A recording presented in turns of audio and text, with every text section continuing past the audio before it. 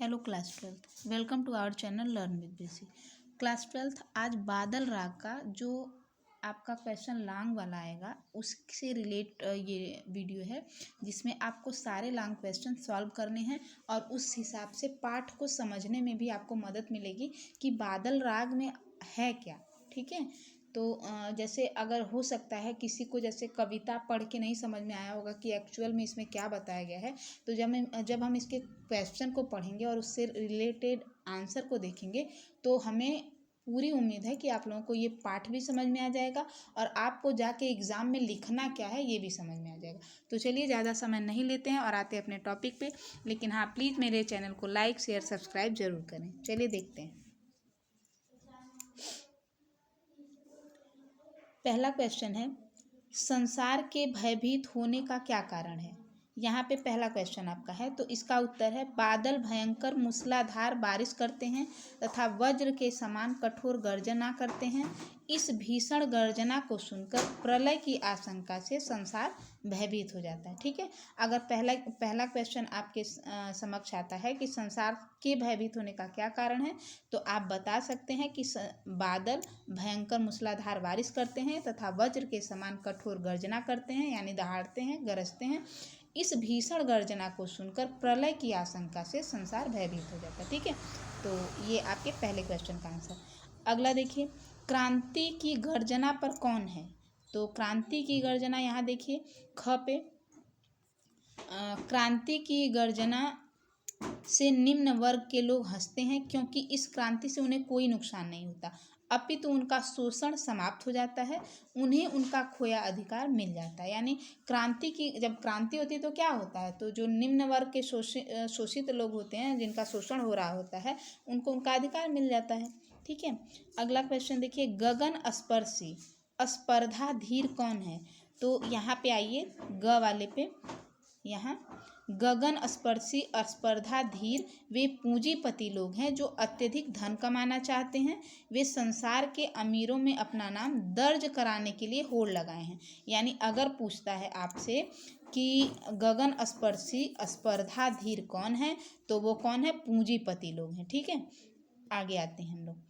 लघु भार सस्य आपार किनके प्रतीक हैं, वे बादलों का स्वागत किस प्रकार करते हैं। तो घ पे आइए, यहाँ पे देखिए, लघु भार वाले छोटे छोटे पौधे किसान मजदूर वर्ग के प्रतीक हैं। ठीक है, वे झूम झूम कर खुश होते हैं तथा हाथ हिला हिलाकर बादलों का स्वागत करते हैं। अगर क्वेश्चन आता है कि लघु भार सस्य अपार किन के प्रतीक हैं, तो वो किसान मजदूर वर्ग के प्रतीक हैं और वो झूम झूम कर, मतलब अगर पूछे कि वे बादलों का स्वागत किस प्रकार करते हैं, तब आप बताएंगे कि वे झूम झूम कर तथा हाथ हिलाकर बादलों का स्वागत करते हैं। अब मुझको लग रहा है कि आपको क्वेश्चन के हिसाब से पाठ भी समझ में आ रहा होगा। ठीक है, तो देखते हैं हम। चलिए अगले प्रश्न को हम लोग देख लेते हैं। अगला क्या प्रश्न है, संसार के भयभीत होने का क्या कारण, ये तो आप लोगों ने पढ़ लिया। अब देखते हैं आगे वाले क्वेश्चन को। विप्लव के वीर किसे कहा गया है, उसका आह्वान क्यों किया जा रहा है। यहाँ पे जो हम लोग कविता पढ़े थे बादल राग में, तो उसमें विप्लव के वीर आया था। तो देखिए उसका उत्तर है विप्लव के वीर बादल को कहा गया है। बादल क्रांति का प्रतीक है। क्रांति द्वारा विषमता दूर करने तथा किसान मजदूर वर्ग का जीवन खुशहाल बनाने के लिए उसे बुलाया जा रहा है। अब आपको ये क्वेश्चन जो आप कविता आप पढ़े होंगे उसके हिसाब से अब आपको समझ में आ रहा होगा कि विप्लव के वीर किसे कहा गया है, तो बादल को कहा गया है। उसका आह्वान क्यों किया जा रहा है, क्योंकि विषमता दूर करने तथा किसान मजदूर वर्ग का जीवन खुशहाल करने के लिए उसको बुलाया जा रहा है। ठीक है, चलिए अब हो गया ये। अब आते हैं हम लोग क्वेश्चन नंबर ख पे, कवि ने किसकी दुर्दशा का वर्णन किया है। तो आ जाइए यहाँ पे ख पे, कवि ने भारतीय किसान की दुर्दशा का वर्णन किया है। ठीक, यहाँ पे ये सभी लोगों को समझ में आ रहा होगा। अब आते हैं हम लोग ग पे, ग वाला क्वेश्चन है भारतीय कृषक की दुर्दशा के बारे में बताइए।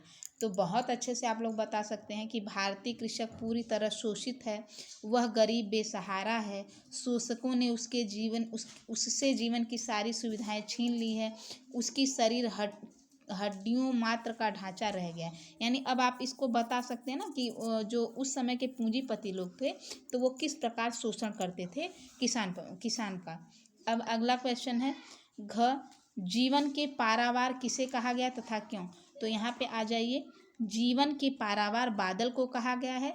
बादल वर्षा करके जीवन को बनाए रखते हैं, फसल उत्पन्न होती है तथा पानी की कमी दूर होती है। इसके अलावा क्रांति से शोषण समाप्त हो जाता है और जीवन खुशहाल होता है। यानी जीवन का पारावार किसे कहा गया है, तो बादल को कहा गया है। विप्लव के वीर किसे कहा गया है, बादल को कहा गया है। अब देखिए यहाँ पे बादल वर्षा करके जीवन मतलब बनाए रखते हैं, यानी किसे कहा गया तो बादल को। और क्यों, क्योंकि वो वर्षा करके अन्न की उपज करते हैं जिससे हम खाते हैं, तो हमारा जीवन चक्र चलता रहता है। फिर पानी की कमी भी दूर होती है। इसके अलावा क्रांति शोषण समाप्त होता है और जीवन खुशहाल होता है। ठीक है, अब आपको सारी चीज़ें समझ में आ रही होंगी। आगे बढ़ते हैं, आगे देखते हैं क्वेश्चन क्या है। अगला क्वेश्चन है, धनिक और कृषकों के लिए प्रयुक्त विशेषणों का सौंदर्य स्पष्ट कीजिए।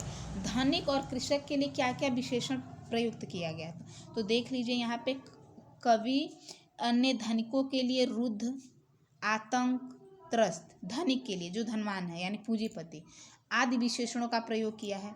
ये उनकी घबराहट की दशा को बताता है। यानी रुद्ध मतलब आतंक मतलब त्रस्त, ये किसका है, धनिकों के लिए है और उनके ये घबराहट की दिशा को बताता है। कृषकों के लिए क्या किया है, जीर्ण, शीर्ण, अधीर आदि विशेषण प्रयुक्त किया है जो किसान की दीनहीन दशा का चित्रण करता है। ठीक है, तो ये भी आपको समझ में आ गया होगा इस पाठ के हिसाब से। अब आते हैं अगले क्वेश्चन पे। विप्लव के वीर शब्द के सौंदर्य को उद्घाटित कीजिए। विप्लव के वीर के सौंदर्य को उद्घाटित कीजिए। तो आइए देखते हैं, विप्लव के वीर किसे कहा गया, आप लोग पहले पता है बादल को। बादल शब्द का प्रयोग इसलिए, बादल को क्रांति का अग्रणी माना जाता है। बादल हर तरफ विनाश कर सकता है। इस विनाश के उपरांत भी बादल का अस्तित्व ज्यों का त्यों रहता है।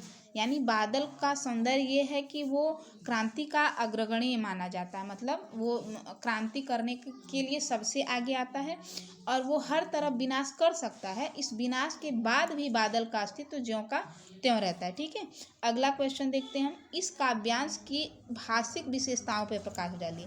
तो भाषिक विशेषता क्या है, इस काव्यांश में कवि ने विशेषण का सुंदर प्रयोग किया, जैसे आप लोगों ने देखा रुद्ध, आतंक, त्रस्त, जीर्ण, शीर्ण, अधीर इत्यादि।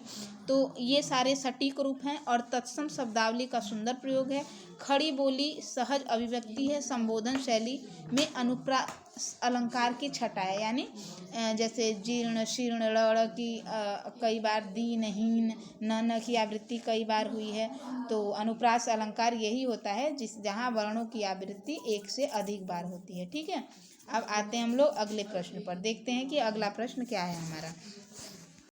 तो thank you for listening to me, मतलब आप लोगों ने मुझे सुना, उसके लिए बहुत बहुत धन्यवाद। और इससे रिलेटेड MCQ जल्द ही आपको मिलेंगे। और हाँ, वो जो क्या बोलते हैं उसको, जन संचार, वो टॉपिक जो आपका है वो बहुत जल्दी आपको मिलने वाला है। तो उसके लिए मैं उसी के लिए यहाँ पे थोड़ा सा लेट हुआ है आज मुझे वीडियो में, तो उसका वीडियो मैं जल्दी आप लोगों को दूंगी। वो उसके बेस को समझाते हुए उससे क्वेश्चन रहेंगे, तो आप लोग उसको ज़रूर देखिएगा। तब तक के लिए